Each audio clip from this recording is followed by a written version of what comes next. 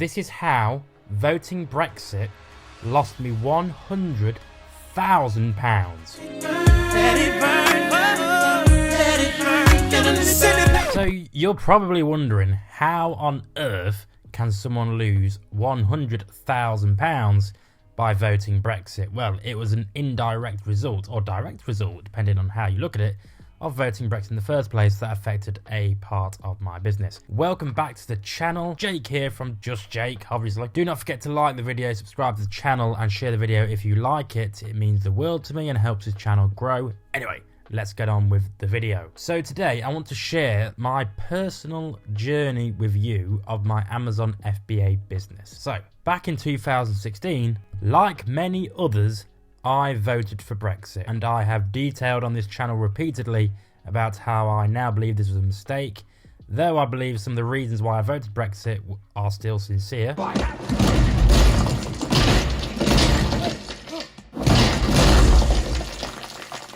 The overarching outcome, the overarching consequences, and some political decisions were clearly the wrong ones and were clearly bad decisions that were made. We must move on. We must reflect on our personal decisions, and this is what a lot of this channel is about: politically growing, politically reflecting, and basically not being as politically naive as we were 7 or 8 years ago. I was optimistic back in 2016. I envisioned a future of growth and positive change. That was basically taken straight out of Nigel Farage and Boris Johnson handbook. The atmosphere was charged with hope.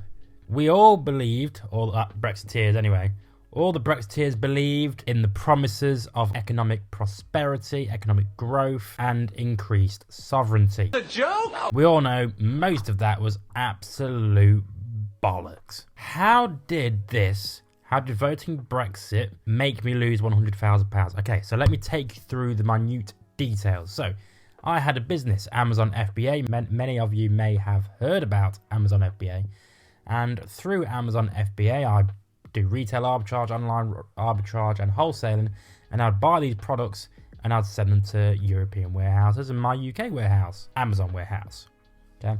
So before Brexit, before 2021, we used to use two networks called the Pan-European FBA network and the European Fulfillment Network, the EFN. So through the EFN, I was able to not only easily send my products between warehouses, so between the UK warehouse, Germany, France, Spain, Italy, you name it.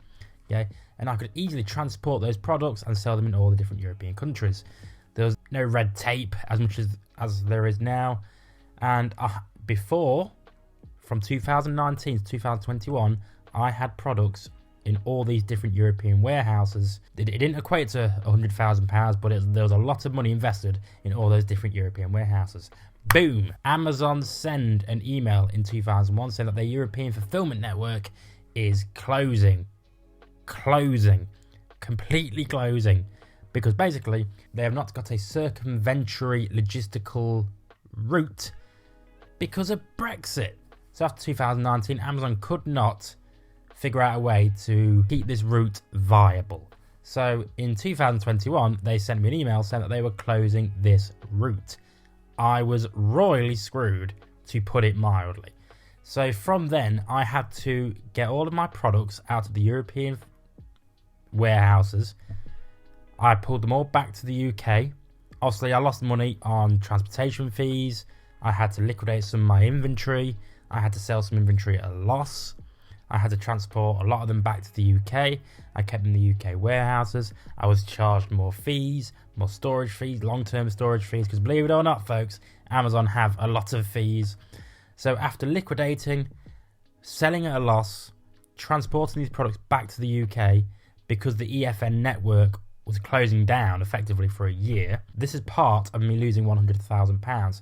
So for the next year, because the EFN network opened in another form back in 2022, I had a year of having no stock in the EU whatsoever. I lost a good 75% of my trade routes to the EU because I voted for Brexit, because Brexit created a stalemate with Amazon altogether. Now, people are going to comment on this video saying, oh, How could you not envision a hiccup to your trade routes with the EU? Not to this scale. Everyone envisioned a bump, more red tape, more fees. It's going to be a bit more costly. Fine, I can deal with that. I can absorb it. But no one expected Amazon to completely close the EFN route. No one suspected, and a lot of other businesses were affected because Amazon could not figure out a viable alternative in light of the new Brexit regulations and blah blah blah. So, but thankfully they opened back up the AFN route, and I'm still now able to send my products into the Amazon warehouses in Europe. It's a bit more costly to send them from the UK to EU customers, but now I can just put them straight into the EU warehouses again and send them to my customers all over the EU. So that is basically a summarization of how I lost £100,000, which is an accumulation of selling at a loss, transporting back to the UK, long-term storage fees, and a complete year of lost EU business. Yes, I expected hiccups because of voting Brexit, but I did not expect the ramifications to be of this magnitude. And it's actually one of the main reasons why I regret voting Brexit, because people expected small hiccups, but they did not expect the complete loss of the EFN network for a year. They did not expect the queues at Dover. We was preparing for it, but we never really were prepared. And no one expected that many queues. And now, when all these issues are happening, there's more red tape, more paperwork, the Brexiteers are silent. Nowhere to be found. They will always spin it into a positive light because they have to, but I won't. I reflected on that decision.